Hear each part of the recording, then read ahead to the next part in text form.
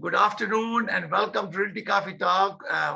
On behalf of Realty Coffee Talk and our global real estate profession network, I welcome you all to our 7th Global Connectivity Conference. And there are lots of interesting news regarding real estate as well as election that's going on in Toronto. So I'd like to share with you some information how it's going to impact our real estate industry in my general point of view.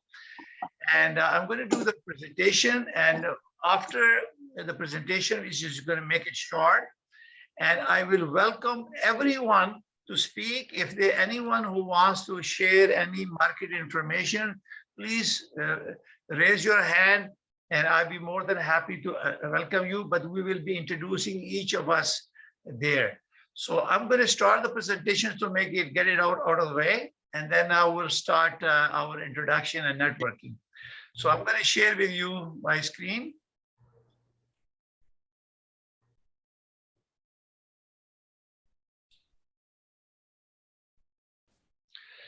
As you notice that, welcome to Global Connectivity Conference. Because CIPS is a trademark of NAR, I have a conversation with them. So they don't want me to use CIPS in the banner. So that is why you see the change that happened. I changed it. So again, the goal of Realty Coffee Talk is to create connectivity. And to increase awareness, building consumer confidence in real estate and promote good ethics and business practice. That is a goal and objective of Realty Coffee Talk. Our network, Global Connectivity Network, which is a global real estate professional network, is a powerful global connectivity network. To get to know each other, we need to know each other, building long-term relationship and facilitating business cooperation amongst its members. So our goal is to ignite the spirit of connectivity and cooperation within our global real estate professional network. So we are more confident because we are all CIPS and we follow the highest professional standards and practices as CIPS designee.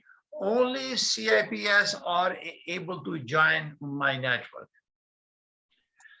So this is a global geographic map of Toronto Regional Real Estate Board, which covers the area east, west, north, south, and center of Toronto.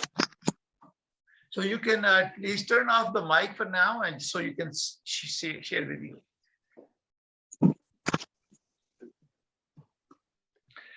So here is a summary of a TRAP, MLS system sales and average price, August 1 to 31st, 2021. Toronto, City of Toronto, which is called 416 area, there were 3,003 sale. Average price in 2021 was 1,008,000. New listing, we have 4,207. If you look at back to 2020, we have 3,357 sales, 1,012,817 as an average price, and new listing was 7,416. So you can see there is a decline in average price as well as new listing, and sale also declined from there. And GTA is an area where our rest of the GTA 905 area include Mississauga, Brampton, and Milton areas. So you can see that the sale was average price was higher in August 2021 was 1,108,981. And new listing was 6,402, and whereas sale compared to last 2020 in August was 7,381, which is lower now in 2021. And average price has definitely increased from 923,204 to 1,108,981, and obviously new listing 11,183. It is now 6,000, almost half. So listing has gone down. This is an entire GTA.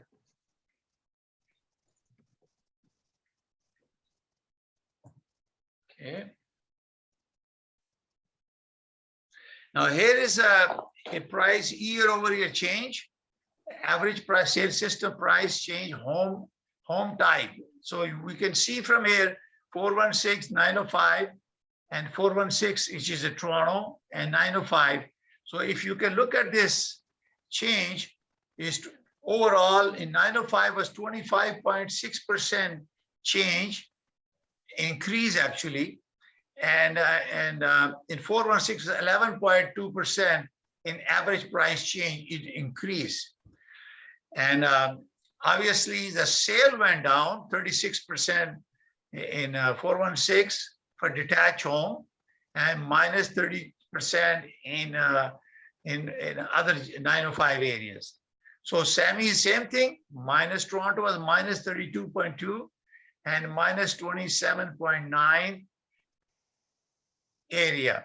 So you can see that the sale has declined, whereas the average price has increased. So there is a semi-detached home. If you can see from there, 905 is showing 951, 629, and in 416 is 1.216. So 4.1% increase from August 1 to 31st, and is 21.2% in 905 area. So average is 13.9 between the total MLS system. Same thing for townhouse. You can see, I'm just going to say minus in sale, but in price average 8.3% increase, whereas average price was 20.2% increase. Similarly, condominium was the only one, 13.2% increase sale, and 7.5 in 905 area, average between the two, 11.3, and 416 was 7.1% positive average price, and 14.5% in Toronto area. So this is why it's very, very important to monitor this and see how everything is going. Sorry. So this is the area where is a total sales. We're talking about total sale, MLS system, and average price in August. So there were total sale of 30,400, average price 1,042,000. This is talking about all the way. Sales so far 19,055 sale price, and 985,933 average price. This was in 2020, and this is 2021. Same thing, they're talking about GTA, outside GTA, 905. So far, total sale are 88,014 as of August, from January to August. And average price is 1,073,000 between both of them. And total listing was 126,127. And you can imagine that new listing in 2021, new listing in 2020 was 101,132. So we have already surpassed the new listing now in August as compared to December. So these are the other areas, sale, average price, home type, August. So they're talking about increases. So total sale for 416 is 8,059, 905, 32,306, total 40,365 in the full year. Average price 1.69 in 416 and 1.324 in 905 area. So this is a percentage, and I will share this slide with you on our Global Real Estate Professional Network, so you can download it or as a PDF file or whatever you like. So similarly, Sammy, so this is from January to August. So 58.9% increase in sale, 48.6% 905, and 50% average. Sale price, average price 8.9%, and 905 was 22.5%, average 17.4 between the two. Townhome again, 60.6% increase in 2021, January to August, 53.4% in 905, and an average 54.9%. And for this townhome, 11% increase in 416 and 21.1% in 905 area, average 18.7%. So it's a significant increase, even though we have this entire period, we have a pandemic and lockdown. Condo units, you can see that 71.4% increase in sale. In 416, 81.5% 905 area. And a total 74.4% sale increase. Average price from January to August in 416 is 2.6%, and average price increase in 12.8%, overall 4.8% increase. So this is just to show you how it is affecting month over month. So we're starting from January, we were 3.1%, then it went to February 2.4%, in March 5.4%, in April we went minus 3.5%, then May we came 1.1%, in June we were 0, and then July 1.1%, and now we are 2.4%. So average price they're showing now is 1.1 million. And this one, it gives you a perspective from how we compare. So I'm going to just talk about 10,738 was August. Our average price was 951,219. In August, we are now 8,596 and 1,070,000. So average price has gone up. This is between both 416 and 901, 905 areas. So, but our sale is down as compared to last August. So this is very important now to talk about this, because election is on and affordability is a big issue in Canada election. So everybody is talking about, all politicians, all the parties are giving their platform, and they are giving different packages. And our real estate association, Ontario Real Estate Association, Korea Real Estate Association is guiding them to focus on supply, because none of these programs they are promoting may not fall into provincial territory or municipal territory. There are some federal issues.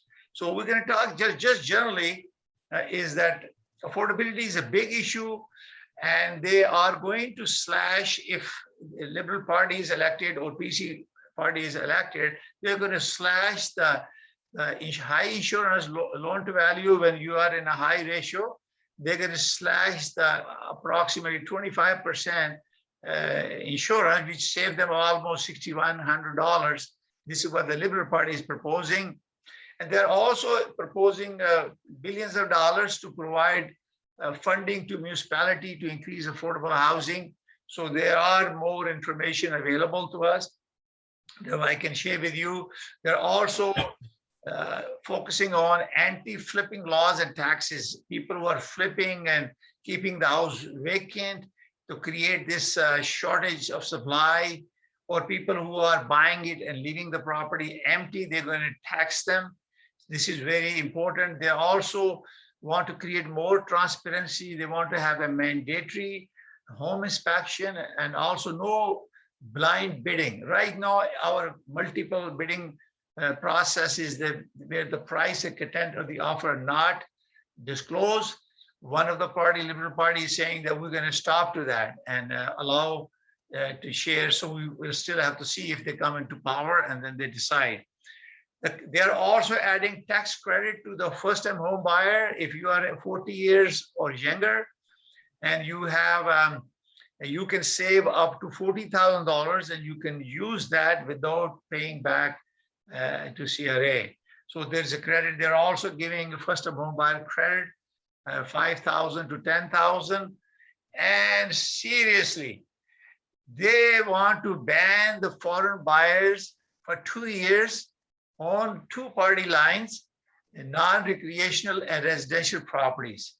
I do see that there is a conflict. There are certain parties are saying that we will allow rental buildings where a foreigner can invest it. So I will be searching for that information to share with you. And their focus is to build more houses to make sure that this problem of shortage of housing is not a problem because prices are rocketing.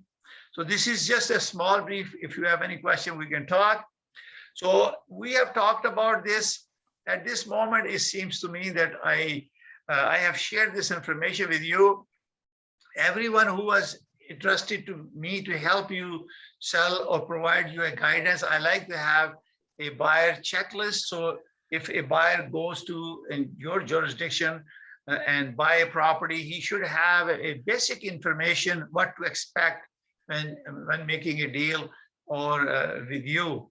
So please share your listing data. If you want me to help to market your listing in Canada, I can do that. And we have a Toronto Regional Real Estate Board is the largest board in the world, and we can list your property and promote this and work with you. You will be the one who will be selling the property just to create a referral for you. And also create prepare an estimate of closing costs. Very, very important. The buyer should know it most likely that majority of the Canadian will be traveling to US and other countries to invest because of a restriction that we are expecting. It's not been done yet, it's election promises. But potential is that more investors will be going to US and other countries. So also, if you are going to send me anything to advertise to our system, I need to have informed consent from you. And we have the largest multiple MLS system. And also, obviously, we have shared referral agreement and fees. Those are individual between all of us. And as you know, that as a part of referral fee, we have obligation to do due diligence. And that's why I'm only working with CIPS, because you're licensed to practice in your jurisdiction, and I can help facilitate the cooperation for when I make a recommendation to you. So buying process in Canada is very simple, especially in Ontario, because my license is in Ontario. CIPS, you select me and make recommendation, and I share cooperation with you. Whatever commission that I earn, I share 35% back to you. And also we do the selection of the property, making an offer on behalf of the buyer. We go through the process. And obviously our conditions are appraisal, inspections, and financing, environmental assessment. All those things are done in the process. And we send APS, which is a conditional APS, to the lawyer for completion of transaction. All conditions are satisfied, the lawyer takes over. And lender send all the funds to the buyer's lawyer. They don't send it to the brokerage. Only listing brokerage holds the trust deposit under Section 27 of the Real Estate Business Broker Act. The buyer broker always deposits the money to a seller, a listing agent. We also have to do a FinTrack, proceed of money laundering and terrorist financing act. We have to create the forms to make sure the source of funding is a person who's buying the property. There's no third parties involved, and make those disclosures. There's a lot of issues that we have to complete the form. So then lawyer will review it, and if there is a first-time home buyer, they get special discount for land transfer fee because they're a home-time buyer. Their input tax credit from the federal government. And all those things are handled. If you are buying a property in Toronto, there is a second test for land transfer tax. So they all get waived and it needs to be calculated. That's a part of the closing cost. And obviously a lawyer will secures a title insurance against the title fraud. That's very mandatory now. And therefore buyer feel free to, when they buy the property, that their investment is invested and protected. So again, this is a small reminder. We need to create estimated closing costs. Non-resident and foreign buyers pay speculation tax of 15%, and withholding money to get clearance from the CRA. I think we did one of the seminars where we presented that the chartered accountant explained that there is a 25% holdback in taxes. I believe is less in the United States in a few states. And you always need to have consultation with the accountants. We have a huge network through us. We also consult with a barrister and solicitor to make sure they get the legal advice, and they are the only one who can close the deal. And buyer can buy property. The foreign buyer can buy the property right now until the election is over. Things will change. I'll keep you posted. And they also get the mortgage financing. And also, buy real estate is not related to immigration. It is a separate process. A lot of people have impression when you buy a property in overseas, you get an automatic or some sort of support. That is not the case. Immigration is a separate process. So thank you. I'm your CIPS, your real estate connection to the world. And obviously, thank you very much. If you have not joined Global Real Estate Profession Network to exchange project information, listing network for referral, please join my private group on Facebook. I thank you very much for watching, and our next 8th Global Connectivity Conference on CIPS will be on 20 October at 1 p.m. So now I'm going to stop the sharing. If you have, I hope that you like that. Hello. Hello. Any comments, anything you like to say? It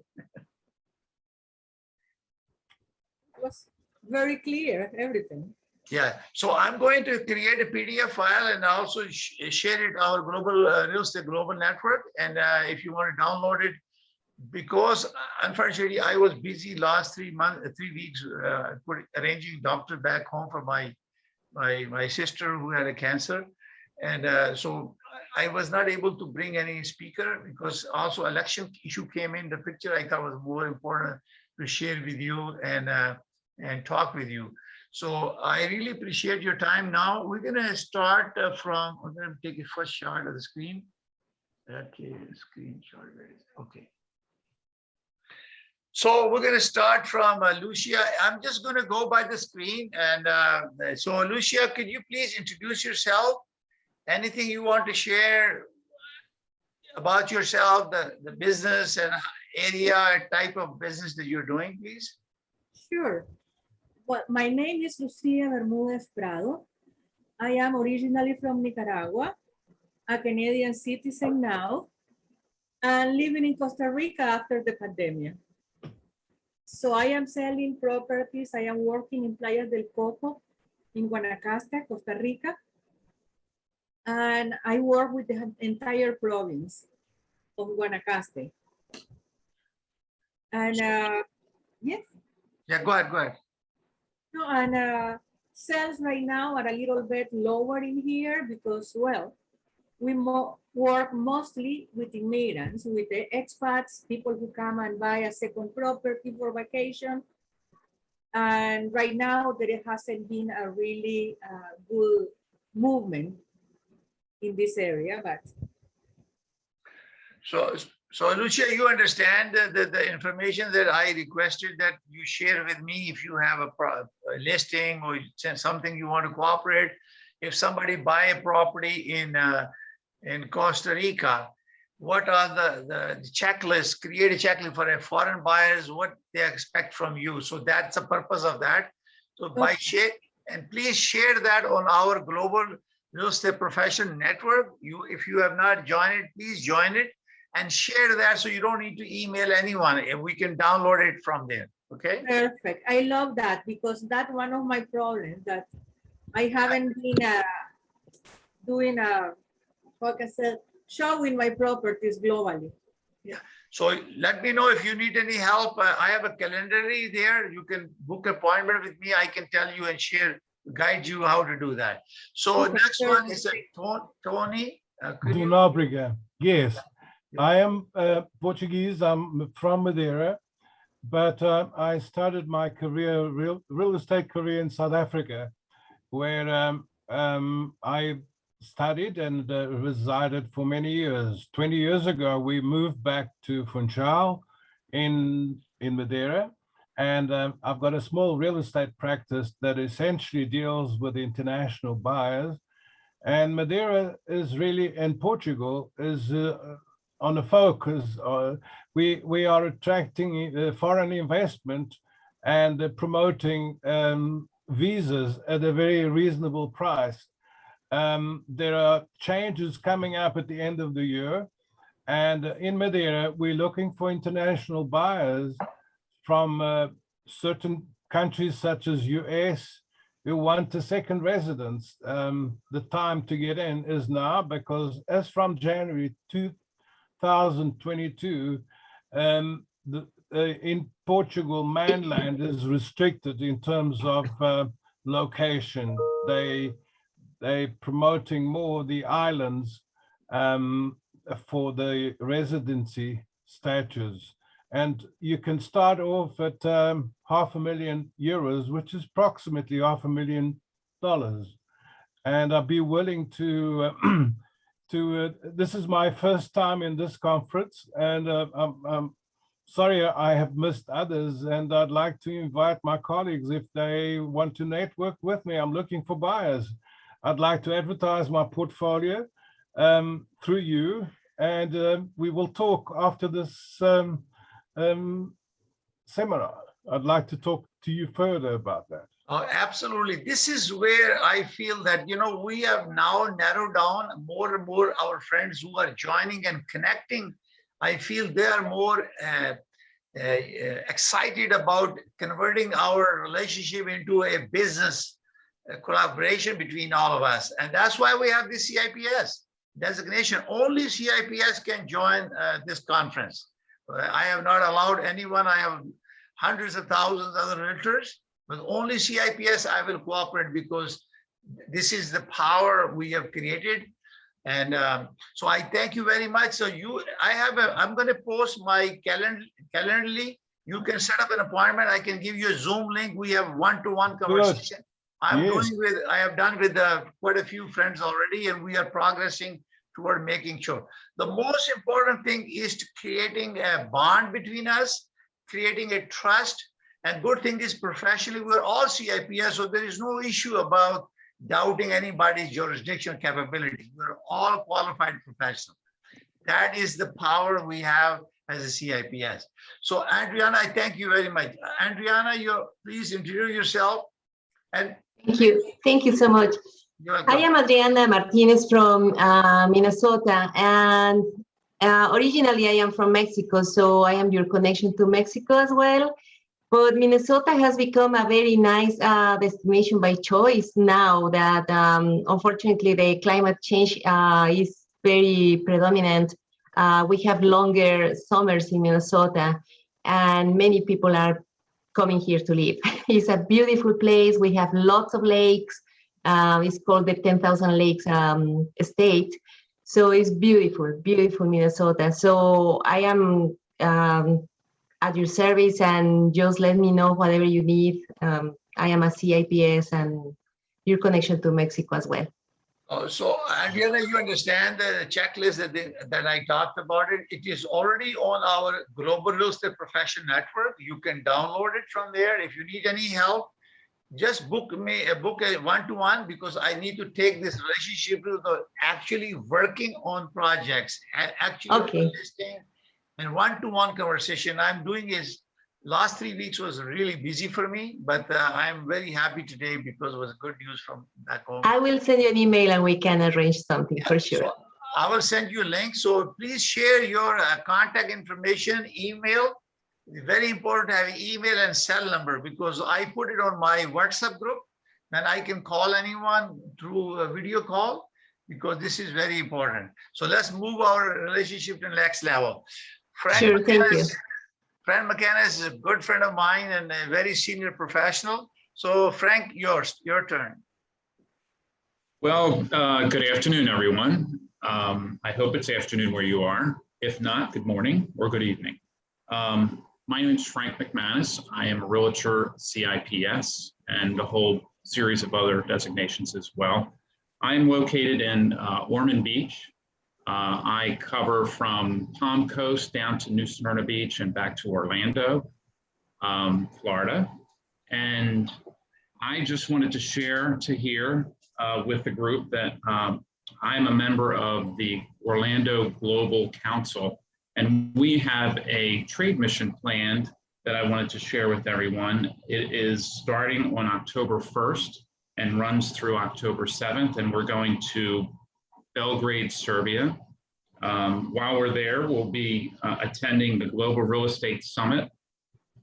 excuse me, for 2 days, and then meeting with developers, realtors, and investors on various projects in the city. And then from there, Tony will be traveling to Portugal, and we'll be going to Portugal on October 7th, and we will also be attending the SIL 2021 real estate exhibition on October 8th, the morning of October 8th. And then we're traveling from Lisbon to Evora. I apologize if I'm not pronouncing that correctly. Algarve as well, and then back to Lisbon. We'll be meeting as well with developers, investors, and other realtors to build relationships, see various projects, and be able to bring that information back to our customers, our investors here for potential commercial or second home properties, retirement properties, etc. So that's the update from me to here. I don't want to take too much time. Thank you very much. I'd like to talk to you. Thank you very much. Once we went through everyone, and then we'll have a general conversation. Anybody can talk about it. Okay. So Rory Dubin, please. Thank you, Tahir. Good afternoon. It is afternoon here as well. I represent the Northeast Florida area, the major Jacksonville Metro. I've been at CIPS for about 12 years. I am currently vice chair of the RABI Global Alliances Committee and on the NAR CIPS Advisory Board. So any feedback that anyone has on the designation, and especially as it's expanding overseas, please let me know, because we will have those meetings in November. And by the way, I would love to know who on here, including Tahir, is going to San Diego for the NAR conference. I know Frank is. For sure. I haven't registered yet. I'm planning to register because I have two doctors in my house, my son and my daughter-in-law. And because of COVID rising again, they've been very protective. I hope that they help me to make a decision. And that's holding me back. That's completely understand. I think a lot of people are waiting to see if it's going to stay a live event or if it's only going to be virtual, but I have it on good authority from Kenny Parcells that it is going to be live. So that's what Frank, right? That's what he told us when he was in Florida we just had the Florida Realtors Convention. So I'm counting on it being live. I'll be at the Omni and have all the flights and everything. I do a lot of international real estate. I'm a past chair of the Northeast Florida Global Business Council. Remember too, especially for those of you who are new CIPS, that if we hopefully have a live May meeting in DC next year, that the CIPS gives you the opportunity to perhaps do an embassy visit. They usually have a choice of 4 or 5 embassy visits, and it gives you the opportunity to choose an embassy that NAR presents to you, and it's a lottery. So they choose about 8 to 10 people per embassy, about 40 total. And it's a great experience. I've had the opportunity to do that a few times. So anything I can help anybody with in Northeast Florida. I do work with both global investors and people moving from other countries to our area. I also do not only residential, but commercial real estate. I do work with overseas investors on commercial, land, military, pretty much anything. fantastic, Rory. As you know, I'm a CIPS and FRI Fellow of Real Institute of Canada, Mississauga. I'm a director of Mississauga Real Estate Board and chair of Education Committee. I have introduced a lot of education program, and I share some of my videos on YouTube and also on our Global Real Estate Professional Network. So hope that I am looking for opportunity to volunteer for NAR somehow with CIPS group. I don't know who to reach and how to get there. So I really appreciate you joining us. Lata, can you also face us, please? Can you move the camera toward us? Lata, can you hear us?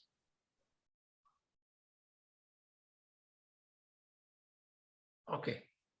Maybe we're going to go to Ali, and then we'll come back to Lata when she pay attention. Ali, please go ahead.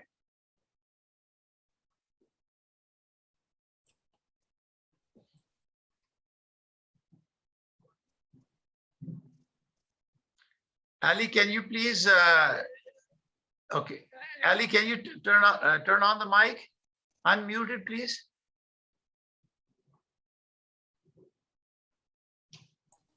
Yes, here I am. Yeah. Hi to everybody. Good afternoon, whatever time it is in your time zone.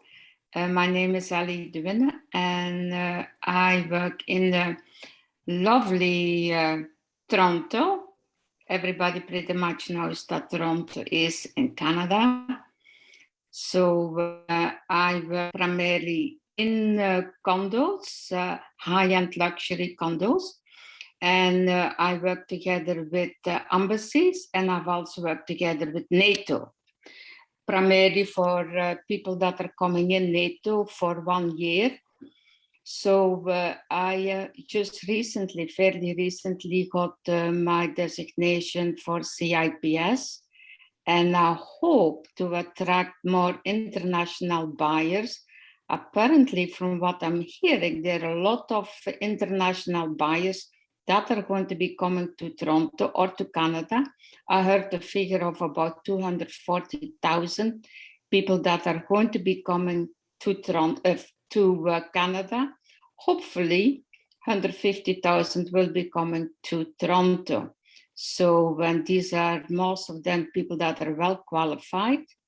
So I hope to have some deals coming from them, and that they can use me as a soundboard and also as a forum of information to give them a good location and to find them a good home. Okay. All right.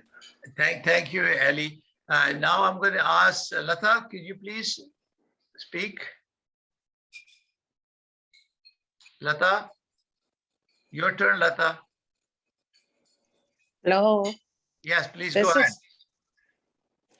This is Lata Jobanputra. I'm a global real estate agent based in Southern California. I have CIPS,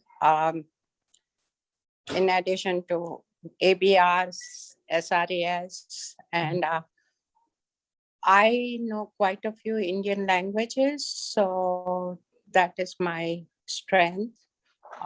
Also, I'm very familiar with the Indian real estate, so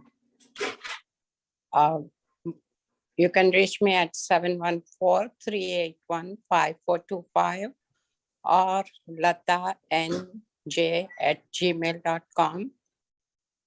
Thank you. Lata, please share your contact information in our comments.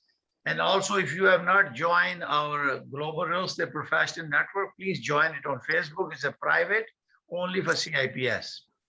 So Okay. now, because the screen has changed, now I want to go back to make sure. I think Yami Martinez. Hello, everyone. Yami Martinez in Southern California. Hello, it's great to see everyone. And I just wanted to let everyone know that I am here. I work the Southern California market, broker owner. I'm also one of the organizers of Real Estate Pros Without Borders, and that's how I know some of you. It's a wonderful group, and if you're not a member, please sign up. It's a Facebook group called Real Estate Pros Without Borders.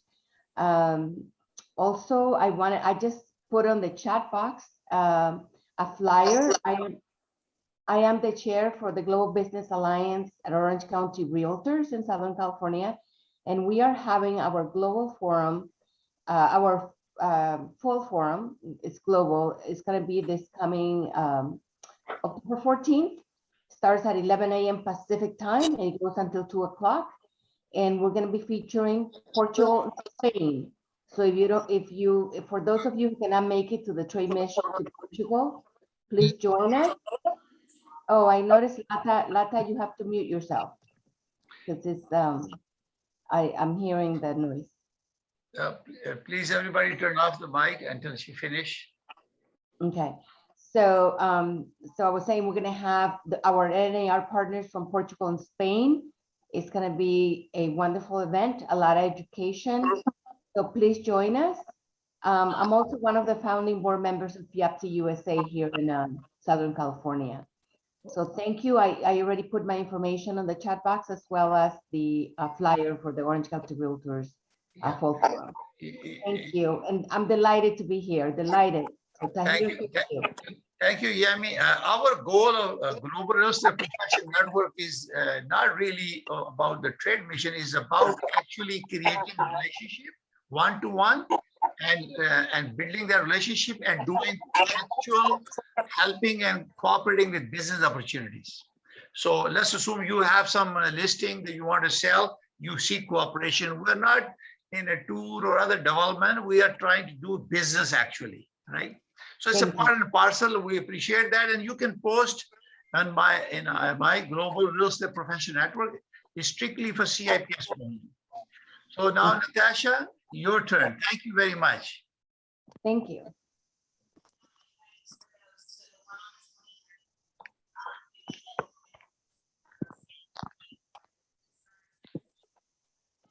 Hello, everyone. So happy to be here. It's a pleasure joining you from sunny South Florida. My name is Natasha Cozart. I specialize in luxury real estate in the South Florida market. I have my CIPS, GRI designation. I'm also a member of CREA Global as well as FIAPSI. So I've seen several of your faces before, so pleasure seeing you again, and also meeting new real estate professionals worldwide. South Florida is such a culturally diverse landscape. And so the global market has always been of interest to me. I love traveling, but also, I speak several languages. So French, Spanish, Haitian Creole are it's definitely the languages that I speak. So I'm able to assist in that way. And also not only culturally diverse, but also the hub center for Latin America and the business relations. And since I also do principally like new construction homes, there's a lot of developers that are investing and creating superb developments in the area, not just brand names that many are familiar with, like the Waldorf Astoria and the sort. So now they're going into more residential. So a lot of these type of properties, but also the market down here, it's we have our clients have second, third, 4 vacation homes or different. They're also seeking for opportunities for being able to generate income. Let's say if they're just coming for some time, or they just wanted for a business conference that they're coming in, but they also want the opportunity to do like Airbnb style or short-term leases. These types of investment opportunities are also available in this market. So definitely, if you're interested in finding out the latest, the newest of what's going down here in South Florida, definitely contact me. I have the YouTube channel that I post regularly on of new developments that may be of interest to your clients. And as I say, specializing in luxury. So whatever their lifestyle needs may be, whether it's oceanfront, whether it's estate homes, whether it's the equestrian lifestyle, South Florida has it all. So definitely a pleasure to be of service to you all and the clients that you may have. Thank you very much, Natasha. I think you are a member of our Global Real Estate Profession Network, correct? So could you please share your YouTube? Because that's the idea, is that centralize all the documents, promotions, so something that attracts, we can talk about it. Idea is to converting these our listing or projects into a deal for us, because we can recommend you or make a referral to you. Okay, so this is very important to share your video and listing, whatever you have on our, because we need to educate each other, help each other, and cooperate with each other. So thank you very much. Alicia, your turn. Good afternoon, everyone. My name is Alicia Drozdova, and it's still morning in California. So I work Southern California market. We are the home of Disneyland, beautiful beaches. We have several microclimates within our region, and you just name it, whether you like being on the beach or you like being in the mountains, whether your clients want to be in the industrial hub or whether they want to be in residential, we have it all. And I speak Ukrainian and Russian. So if you ever have problems or questions about the mentality of your clients who are coming from Eastern Europe, I am your person to call. I will post my information here on the chat box. And I'm just one call away, like a fairy godmother from Southern California. Well, wonderful to have you on our network and attending our conference. And this is what the power is. Each one of us is unique. We have bilinguals, we have the talent. And good thing is about it, I cannot sell in your jurisdiction, you cannot sell in my jurisdiction. That's why we need to cooperate. And what is the best thing for us to do is, we're all CIPS, we can use that energy. So I have like millions of days of collective wisdom and talent right now on my screen, because each one of you have expertise, knowledge, and you have gone leadership role, given back to the profession, and so many things. This is why it's very important to cooperate. Why would we let a deal go away because somebody flies away and doesn't know who he's going to deal with it? Rather, why not he connect with me and I send it to you guys wherever he or she is flying? And this is why it's very important to convert this. I don't do tours. I only try to connect with people, see one-to-one and build a relationship. So we do business. My focus is to do business and do it. Now I have 2 more friends that were joining it. I don't know who they are on the screen. Let me see. Kelly, have you spoken, Kelly? Our mic is off. Kelly, can you join us?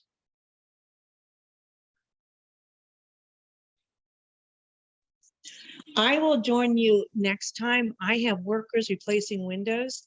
Okay. And it is extremely loud, and I would love to be in face and be speaking where it's actually coherent. So you want to just say, you just want to say a word? Let me speak next time. I've got people trying to talk to me, so I apologize. Okay, no problem. Thank you. Thank you. I just want to make sure that nobody missed. Right? Well, appreciate.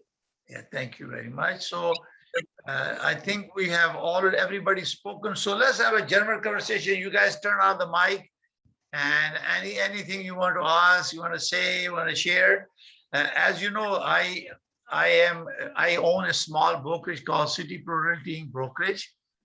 I have I think 10 designations in real estate.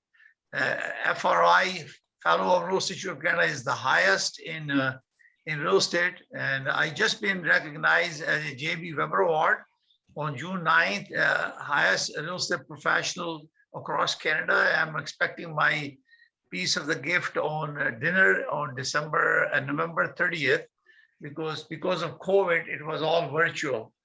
Because I was a director for Real Estate Institute of Canada and giving my contribution as a professional, giving back to my profession.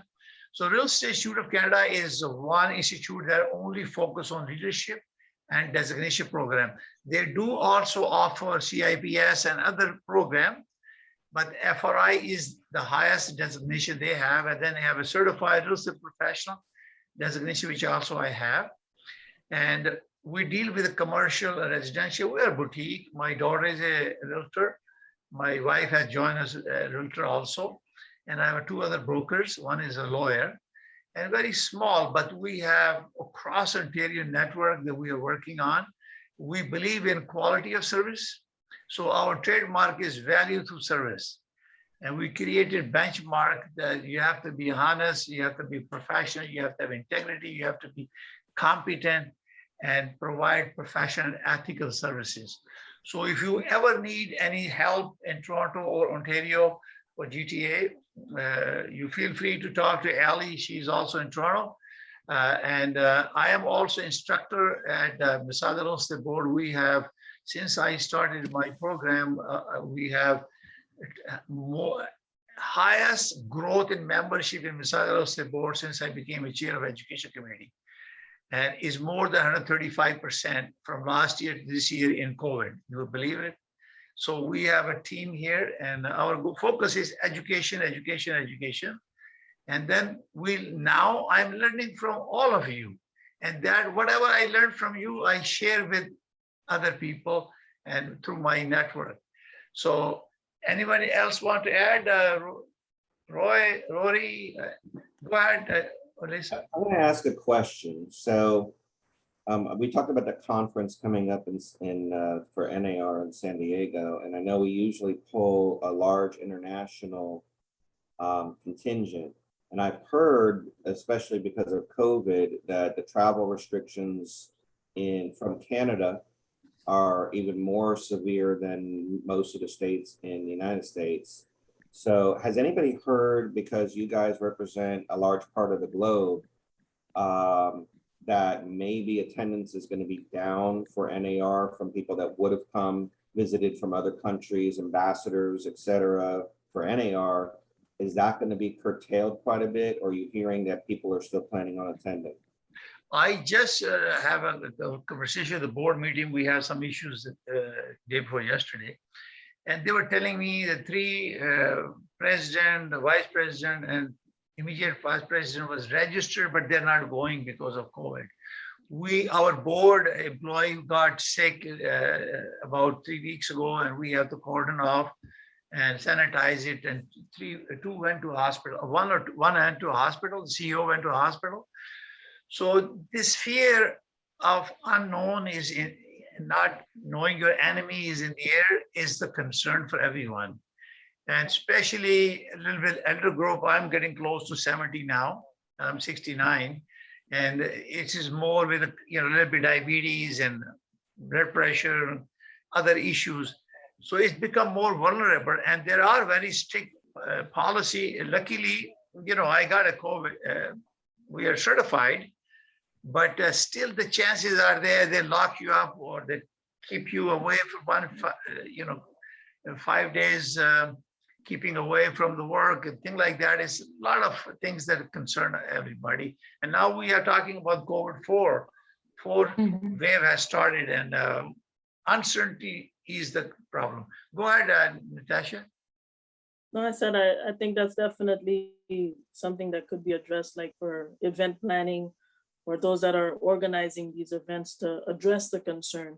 And we do like micro or hybrid or reservations only. But when we say, like, I guess we have to address the concern because it's on everybody's mind. So if we address it from the get-go, say, hey, limited seating, or if there's more like an explanation of how these events are going to be more curated versus everybody just, dropping in at that same time. We're all anxious to get back, networking, seeing one another. But I think just with the organizers, if they could, or the planners, if they would address that up front, or then that would help, I guess,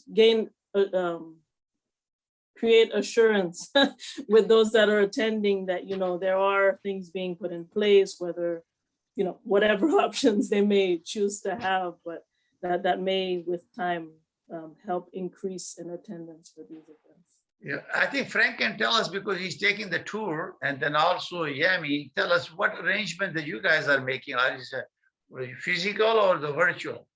Frank? To the NAR conference, I'm going in person. Okay. No, the trip that you are making overseas.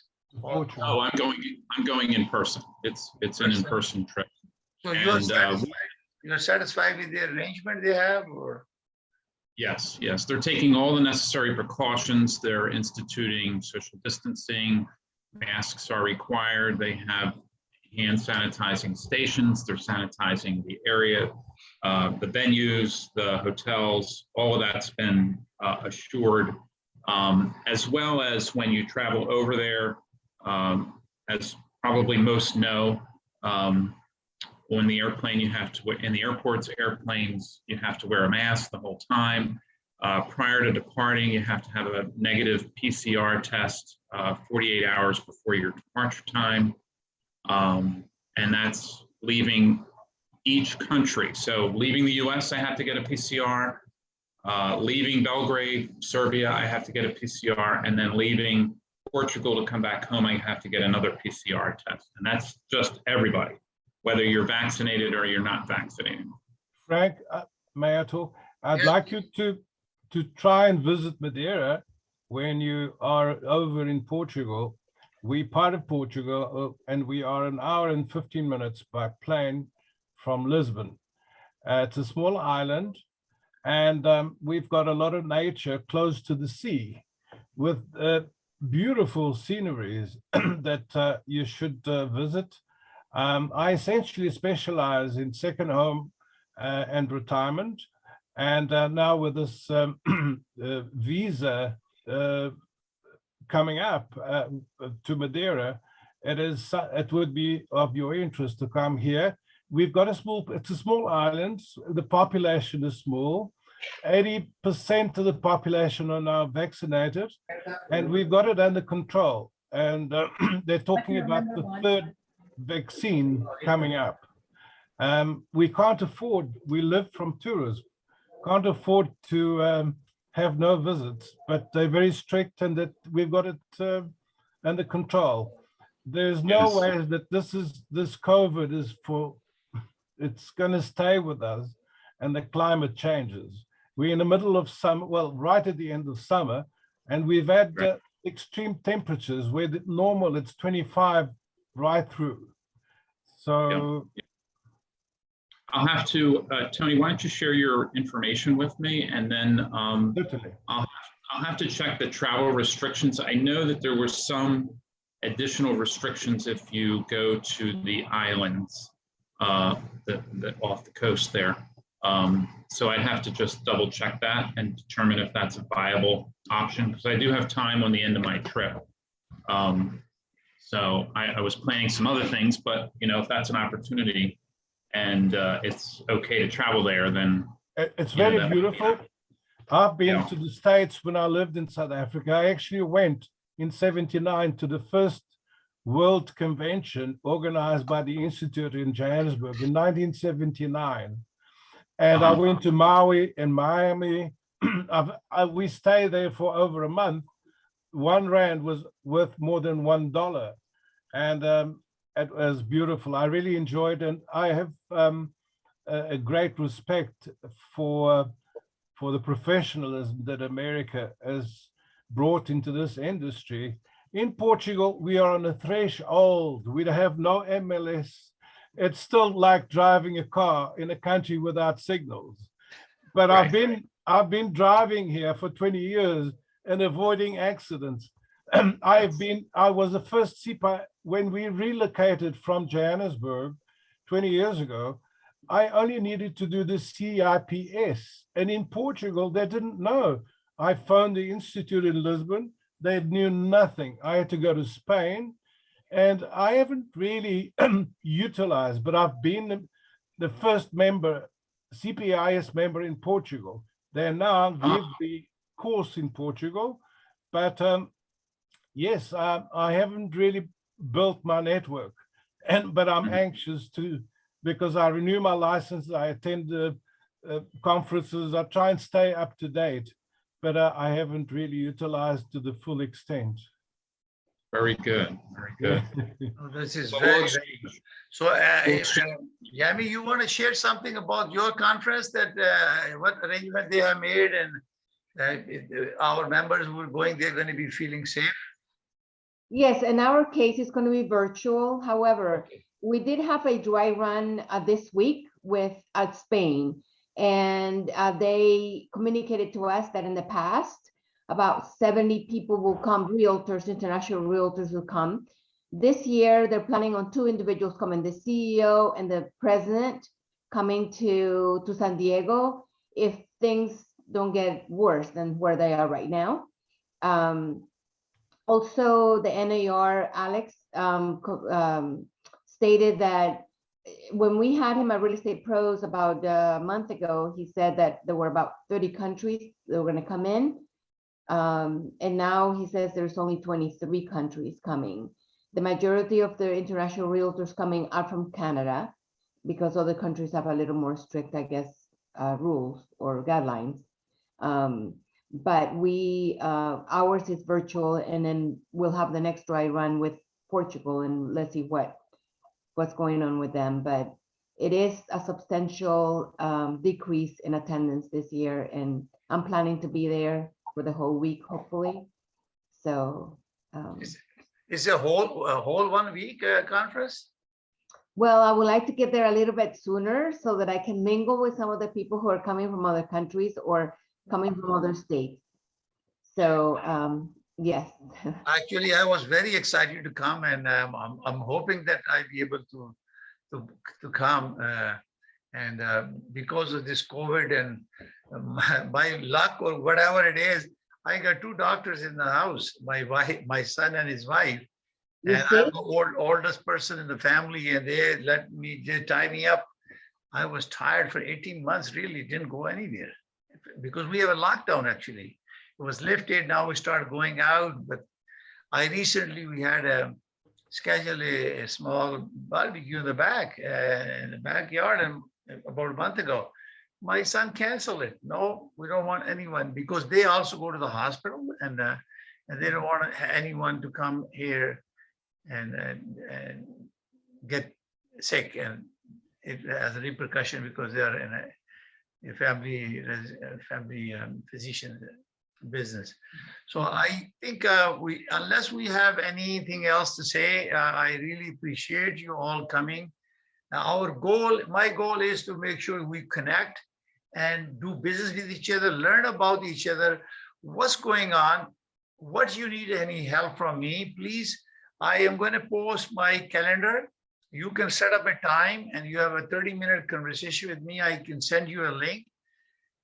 Most important thing that I have learned in my 16 years in real estate, I'm new as a CIPS about 2 years now, that when you present a listing or data or a project, subdivision, I like the big subdivision as well, then we put together a checklist where the buyer, whoever buyer is. So I want to educate my client who wants to come to your project, that he or she know everything about the project or the listing or the process. Maybe he or she gets there and you end up showing another property, but at least he or she will know what are expected being a buyer in your state. And what are the protocol? What are the closing costs? For example, in Ontario, only lawyer can close the deal, not realtor brokerage. So similarly, in your case, same as in Madeira. Same thing. So it's important to know, they need to know approximately closing costs is about 2% of the purchase value as a buyer cost. For example, in Ontario, the normal cases, seller or the listing agent pays the commission.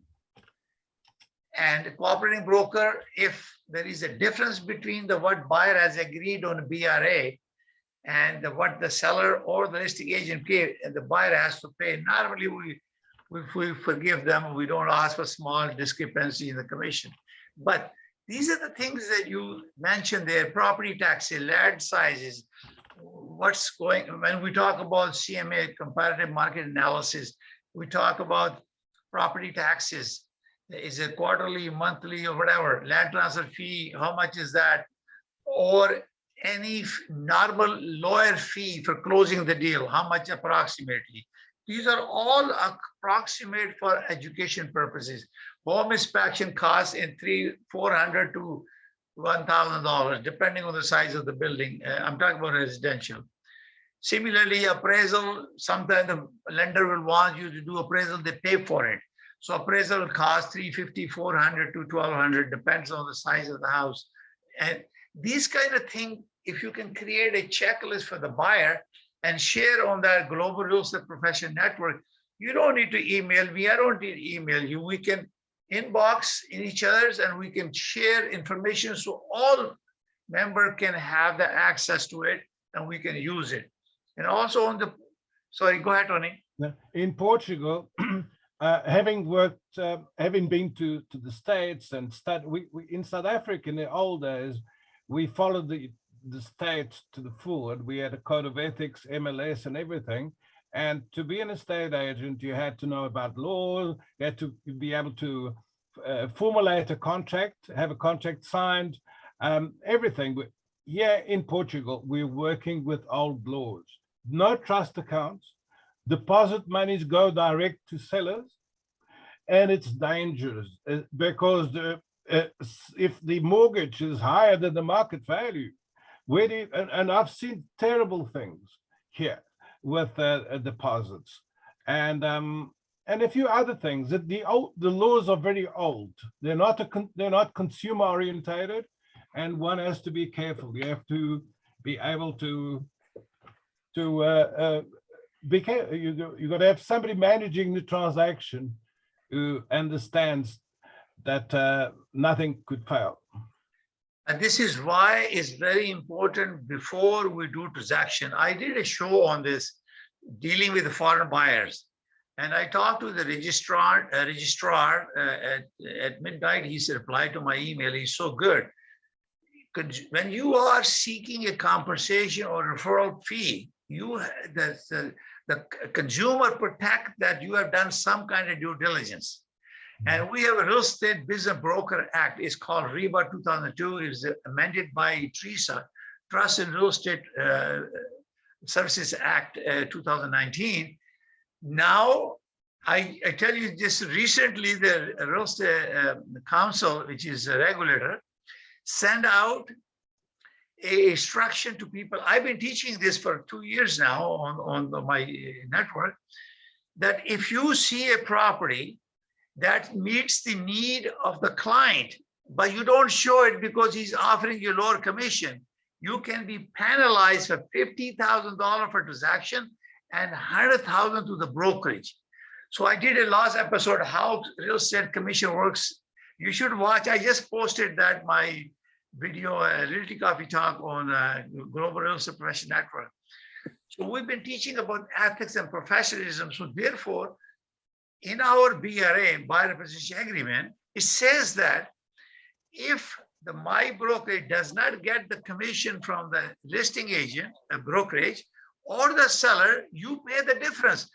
But I do not remember if anyone ever discussed that small thin line on your agreement to the buyer. Otherwise, they won't sign with you. Because traditionally in Ontario, commission is paid by the listing broker, and they think that you are working for free. So this what is the referral percentage that is generally accepted? Do we all work with the same percentage? Because again, Madeira in Portugal is not the same. They look at it from a 50-50 perspective, where in introductory, sometimes it's not worth 50%, because 50% is a partnership. I've got costs. But here, there is a lack of market culture. I have to work around it. So you're going to discover that, Frank, in Portugal. It's not the state, the government still does not show to the public how much a property was sold for. In South Africa, I used to get it in my office every month from the deeds office, how much a property was sold for, who bought it, how much they paid. So it was easy to do a CMA. Here, it's beginning. We use artificial intelligence, but you can only calculate an asking price. You never know. There is the law has the interpretation. You can have two contracts, one for movable and one for immovable, which comes from Latin. So you can sell you can have furniture for $200,000 and $800,000 selling price for the immovable, the property. That is a tax evasion because they're losing on the IMT tax. There is a tax that you pay direct on the purchase price. Yeah, I could go on. yeah. Tony, there is no agreement or standard for cooperation. It depends on the complexity of the work that is required. Okay. We want to be fair with each Fair. other. Yeah. I leave it to each one to cooperate. In general term, I just did a refer to somebody in Nova Scotia. They gave me 25%. I normally give 35% of the total commission I receive. 35% I give. And we Anybody signed the refer me? agreement. We've got the form, so whatever, I understand. Because every case is a case. Sometimes. This is, when you start working with your partner and you create the environment of cooperation and trust, Relationship. Relationship. That's what focus is. Then you know how much work is, because we're all CIPS. We all know how much it is. But I feel is 35% is very fair a compensation to anyone who refer me a client in Ontario. So anybody else? Frank, you want to say something? You were saying. I was just going to mention that, when it comes to referrals, some people, I utilize a sliding scale based on price point and so forth,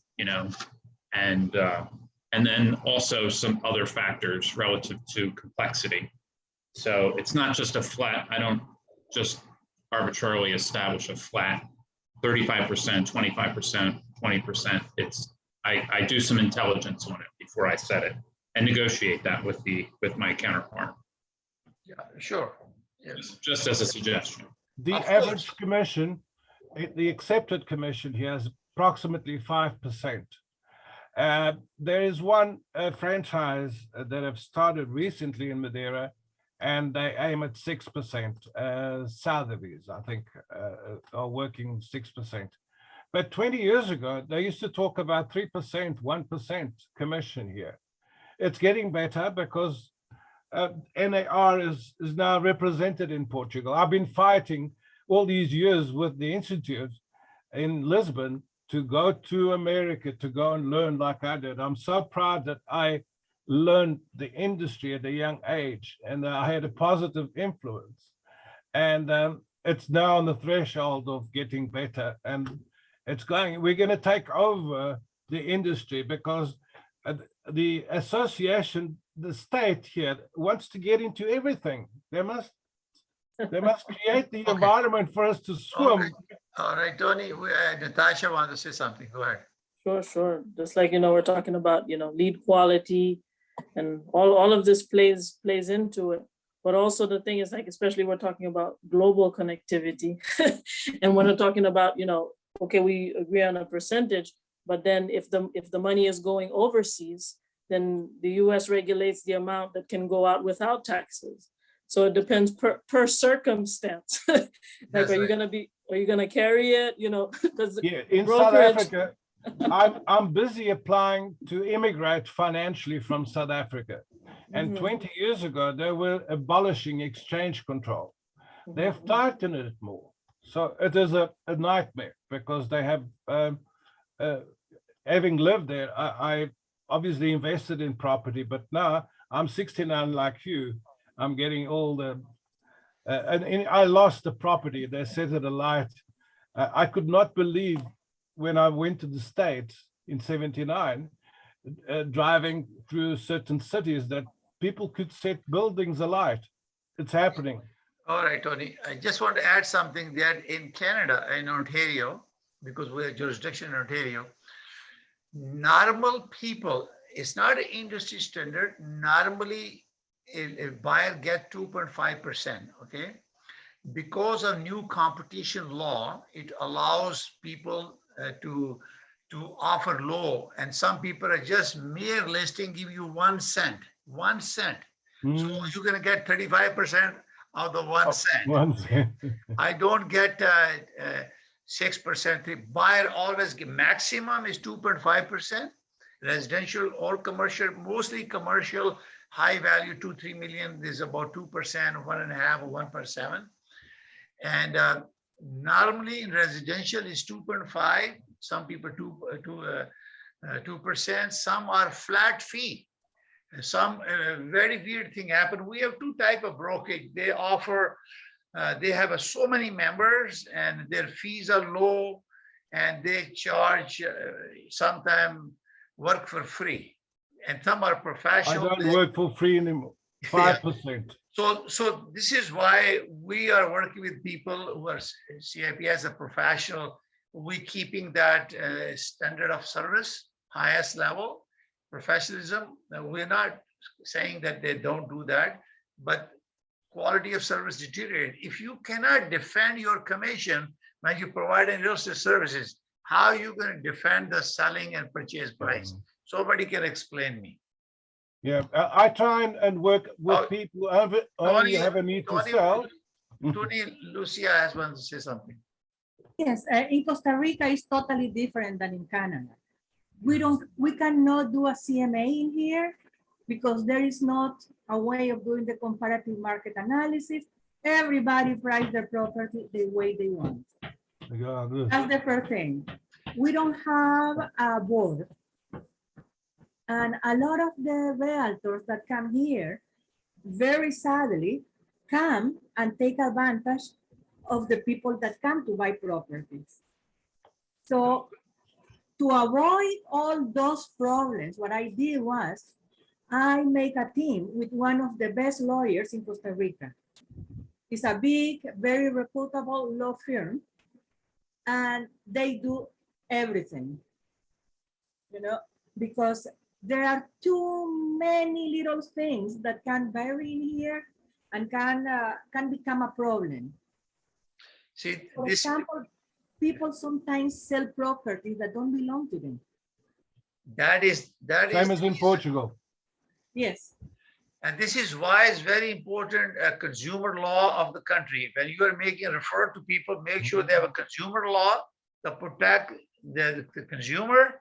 Then we feel comfortable to do that, to make recommendation. If they're not, then we have a challenge. We need a consultation with a local lawyer. I may have to fly down to Costa Rica and talk to myself, even though you're going to do the deal, but I will fly out there to investigate and sort out things for that. Yeah. Sure. You know something? I did that when we bought in here. And I thank God because my son was coming by himself. And I told him, no, I will come with you. Fantastic. And that saved him his money. He saved him from getting a property that didn't have any water or electricity and no plan to provide it to the property. Because here there are some regulations with water, and sometimes you cannot access water for a property, even if in the middle of a residential area. I'm going to ask comment from Rory. Can you share some thought on those? If they don't have a consumer protection laws and they got CIPS, how NAR works with that? Well, the way I work with them. No, I need a comment from Rory, please. Oh. I'll defer to Lucia because I'm not 100% sure either. So. Okay, Natasha, you want to say something, and then we ask.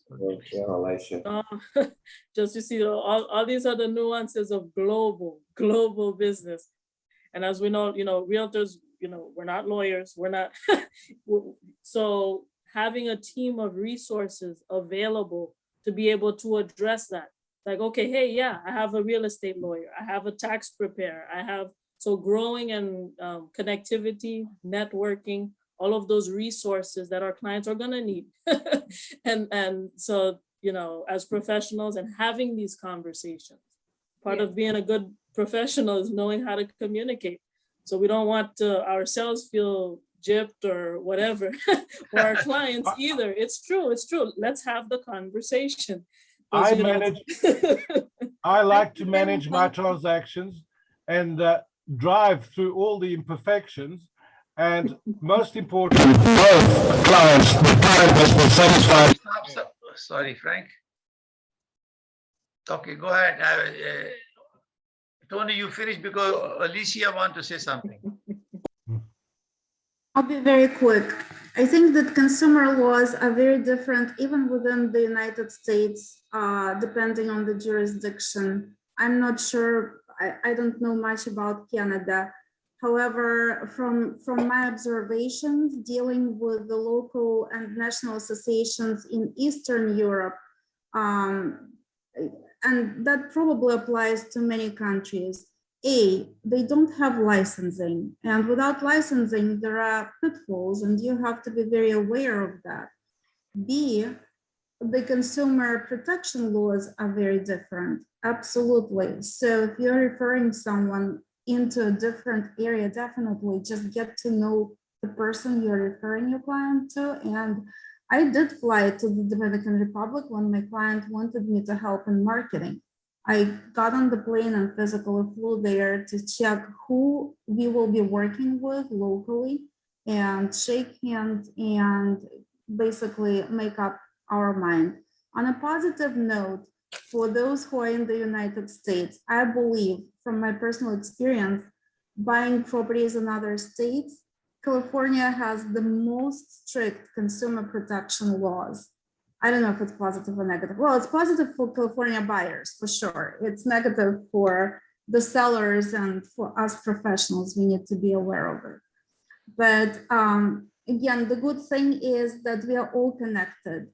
Oh, by the way, speaking about Costa Rica, it looks like you guys have 2 Association of Real Estate Professionals there. And I have to applaud NAR for signing those, bilateral agreements with the associations of real estate professionals outside of the United States, just because they kind of like vet for us who to deal with, and not to go to grandma and grandpa who are selling real estate next to selling tobacco or next to selling something else, which I've seen a lot of times traveling around the world. So, we are in a great market, and there are always challenges. There are also always benefits. We just need to evaluate our risks and make sure that we are doing the right things. Wonderful. And now, regarding Costa Rica, there is an association, but it's not really functional. You make it happen. You Yes, are the CIP, and you are the leader. Make it a lot happen. of realtors, that they are not even licensed. They never sold real estate outside of Costa Rica. I always say is paying it forward. We are where we are today because of someone did something for us. And That's we correct. have now to give back a better system and society, the function association, and that help the new generation to be professional and give back to our profession. What I am, we are now getting close to our program. Our next conference will be on Wednesday, October 20th at 1 p.m. Eastern Time, Toronto, New York time. I take this opportunity on behalf of Realty Coffee Talk and our Global Real Estate Profession Network. Thank you all for joining. It's a good learning experience for all of us. Let's do it business. It is in us to do it. Let's do business and work very hard, and see you all. Be safe, and hopefully we'll see you on our conference. Take care. Bye for now. Thank you very much. Bye-bye. Bye. Thank you, everybody. I'll leave my contact. Bye-bye. Bye.